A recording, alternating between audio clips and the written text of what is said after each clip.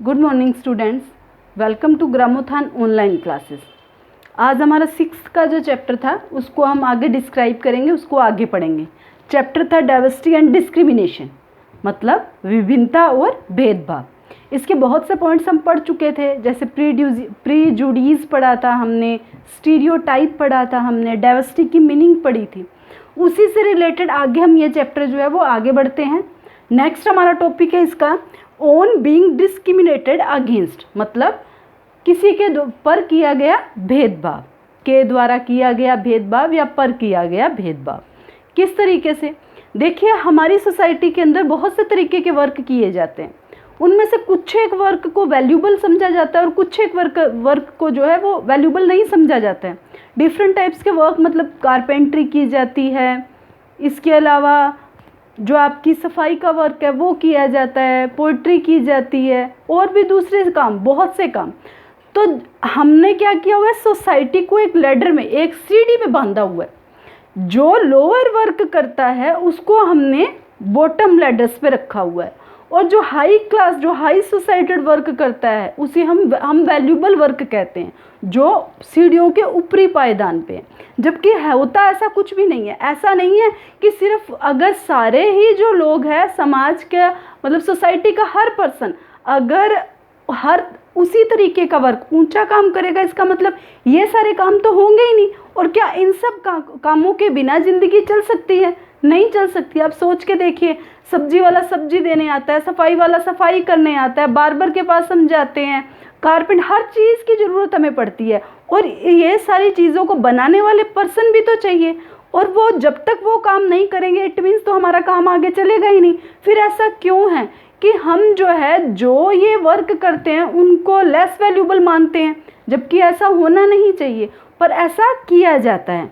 और धीरे धीरे क्या था, जब हम अगर एंशिएंट टाइम की बात करें तो जो ये लोअर, जो बॉटम लेडर्स पे जो लोग थे, उन्हें धीरे धीरे जो है कम वैल्यूबल मानते मानते उन्हें अनटचेबल माना जाने लगा, उन्हें अस्पर्श माना जाने लगा कि इनके स्पर्श करने भर से जो है वो कोई भी पर्सन जो है वो बुरा हो जाएगा। ये कहें कि वो जो है वो भी लोअर वैल्यूबल, वो भी जो है लो वैल्यू का हो जाएगा।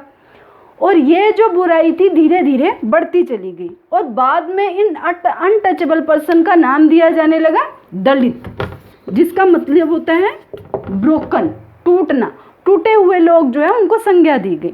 देखिए, इसी से रिलेटेड एक एग्जांपल है भीमराव अंबेडकर। आप लोग जानते होंगे, हमारे कॉन्स्टिट्यूशन के फादर कहे जाते हैं भीमराव अंबेडकर। वो मेहर कास्ट से थे, महाराष्ट्र से थे, और महाराष्ट्र में जो है वो मेहर कास्ट उस दौरान अनटचेबल मानी जाती थी। तो उसी दौरान 1991 में उनका बर्थ हुआ, 1891 में, और 1901 के अंदर वो जो है वो 9 साल के थे। अपने कज़न ब्रदर के साथ वो जो अपने फादर से मिलने गए। उनके फादर जो है वो पास ही के गांव कोरेगांव में जो है वो काम किया करते थे। वो स्टेशन पे पहुंचे, वो बैठे थे स्टेशन पे, टिकट कंफर्म कर रहे थे। स्टेशन मास्टर आया, उन्हें लगा वेल ड्रेस्ड थे, अच्छे कपड़े पहने हुए थे, फीचर्स अच्छे थे, तो स्टेशन मास्टर को लगा कि ये ब्राह्मण फैमिली से है। इतनी बढ़िया तरीके से स्टेशन मास्टर ने उनसे बात की, उनके बारे में पूछा, कहाँ से आए हो, कहाँ जाना है, किसके पास जाना है। जब उन्होंने ये बताया कि हम वहाँ से आए हैं, मेरे फादर का नेम ये है, जब उन्होंने फुल फॉर्म दी अपने नेम की, तो ऐसे लगा जैसे स्टेशन मास्टर बिल्कुल शॉक्ड हो गया। उसे ऐसे लगा कि ये गलत कर दिया, मैंने इस कास्ट के एक बच्चे के साथ बात की और छू के बात की है, और वो वहाँ से तुरंत चला गया। 9 साल के बच्चे को ये समझ नहीं आया कि उसके साथ ऐसा क्यों हुआ। 10-15 मिनट तक वो वहीं बैठे, भीमराव अंबेडकर जो है वो वहीं बैठे, उन्होंने उनका वेट किया कि शायद वो कोई जवाब देंगे, वो नहीं आए। 15-20 मिनट गुजर गए, काफ़ी टाइम निकल गया। उसके बाद स्टेशन मास्टर वापस बैक हुए उनके पास, फिर से आए उनके पास, और उन्होंने ये बताया कि आप मेहर कास्ट से हो, इसीलिए आप यहाँ सफ़र करना अलाउ नहीं कर सकते हो। तो उन्होंने ये कहा कि हमें फिर भी जाने का कोई तरीका बताओ कि यहाँ जो ये कार्ट्स चल रही है, जो ये हॉर्स कार्ट्स चल रही है, घोड़ा गाड़ियाँ चल रही है, अगर आप हमें ये हायर करवा दोगे तो हम उससे चले जाएंगे। तो उन्होंने उत्तर क्या दिया, उन्होंने क्या आंसर दिया उनकी बात के कि आप मेहर कास्ट से हो, इसीलिए आपको ये कार्ड भी नहीं हायर करवाएंगे, नहीं देंगे आपको ये कार्ड, क्योंकि अगर आप एक बार इस गाड़ी पे बैठोगे तो जो हाई कास्ट के, जो वैल्यूबल कास्ट के लोग हैं उस दौरान जिनको माना जाता था, वो दोबारा उस कार्ट पे जो है वो सफ़र नहीं करेंगे और उनकी आमदनी मारी जाएगी। तो उनको बहुत अजीब लगा। उन्होंने ये बात कही कि अगर मैं इसके एवज़ में डबल इसका रेट दूं तो कहते चाहे आप डबल रेट दो फिर भी आपको ये जो है वो ये कार्ड नहीं देंगे, आपको सफ़र करने नहीं देंगे। इस दौरान कुछ नहीं समझ आ रहा था, ना भीमराव अंबेडकर को पता चला कि ये क्या हुआ और ना स्टेशन मास्टर के पास में उसका प्रत्युत्तर था कि इसके बदले वो उसकी क्या हेल्प करे, उनकी क्या हेल्प करे। तो आप लोग एक बार सोच के देखिए, 9 साल का एक बच्चा, 9 ईयर का एक बच्चा, लमसम आप ही के एज का, आपसे कुछ बड़ा बच्चा जो है, आपसे कुछ छोटा बच्चा जो है वो इस तरीके के प्रैक्टिसेस को फेस करता है तो किस तरीके का फील होता होगा। अगर आज आपके साथ ऐसे हो, एक ही स्कूल में आप बैठे हो, आपको उस बेंच पे ना बैठने दिया जाए, आपको उस वाटर कूलर से पानी ना पीने दिया जाए, आपके बच्चों के साथ, अपने स्टूडेंट्स के साथ में एक सीट पे ना बैठने दिया जाए, आपको ये कहे कि आप नीचे बैठो, आपको कहीं सफ़र ना करने दिया जाए, तो हमें कितना बुरा फील होगा। और ऐसा होता था और आज भी डॉक्यूमेंट्स ये कहते हैं, आज भी एविडेंस ये कहते हैं कि कहीं ना कहीं आज भी ऐसा कुछ हो रहा है। तो भीमराव अंबेडकर, पर उन्होंने हार नहीं मानी। वो हमारे, आप लोग जैसे जानते हैं कि कॉन्स्टिट्यूशंस के फादर कहे जाते हैं, उन्होंने इस एवज में, इस काम के लिए जो है वो दलित्स को इकट्ठा किया। वो एक दलित कम्युनिटी से होकर भी, अनटचेबल कास्ट से होकर भी उन्होंने अपनी स्टडी पूरी की और इंग्लैंड गए, किसके लिए? वकालत के लिए, लॉयर बनने के लिए।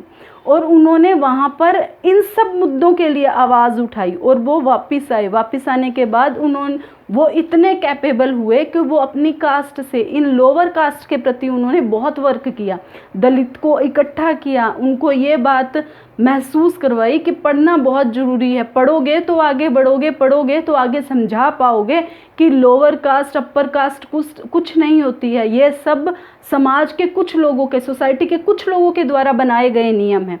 और वो इस चीज़ में सक्सेस हुए। और जब हम ये कहें कि जब फ्रीडम फाइटर ने अपना वर्क स्टार्ट किया तो भीमराव अंबेडकर ने कॉन्स्टिट्यूशन का फ्रेमवर्क तैयार किया जिसमें उन्होंने दलित के लिए बहुत कुछ अच्छा लिखा और बहुत कुछ लिखा। उन्होंने ये बात कही लोगों को इकट्ठा करके कि सिर्फ अपनी ज़िंदगी जीना ही ज़िंदगी नहीं है, जीवन नहीं है, बल्कि ज़िंदगी को बेहतरीन करके जीना जीवन है।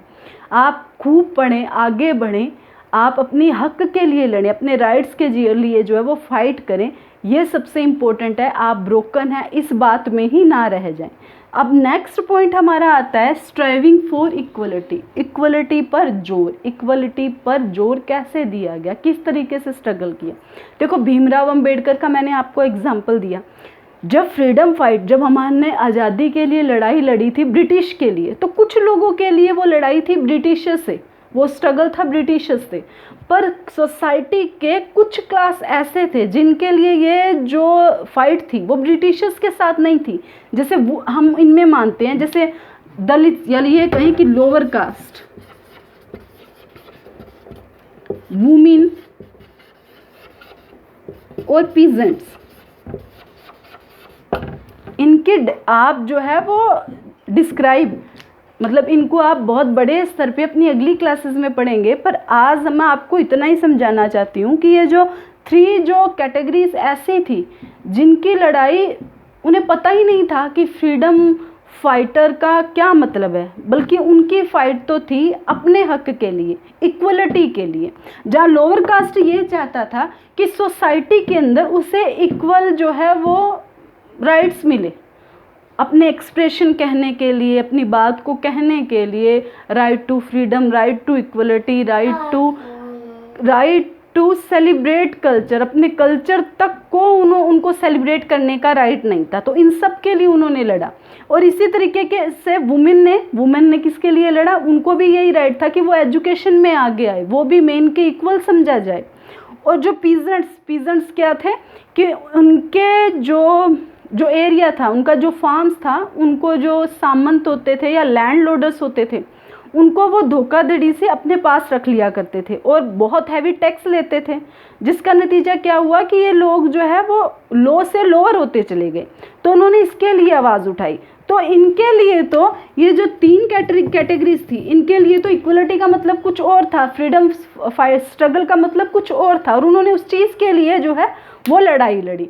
और जब देश आज़ाद हुआ तो सबसे पहले कॉन्स्टिट्यूशन में इसी बात को पॉइंट किया गया कि इक्वलिटी किस तरीके से रखी जाए, ऐसा कुछ किया जाए ताकि हर एक सिटीज़न को इक्वल जो है राइट लगे, उन्हें यूं लगे कि हमें एक जैसा अधिकार दिया जा रहा था, जिसका फर्स्ट पॉइंट था universal adult franchise. Universal adult franchise के तहत क्या किया गया कि 18 ईयर से अबव, चाहे कोई मेल है चाहे वो फीमेल है, चाहे वो किसी भी रिलीजन से है, चाहे वो किसी भी एरिया से रीजन से है, किसी भी कास्ट से है, किसी भी क्रीड से है, उसे एक वोट देने का अधिकार है।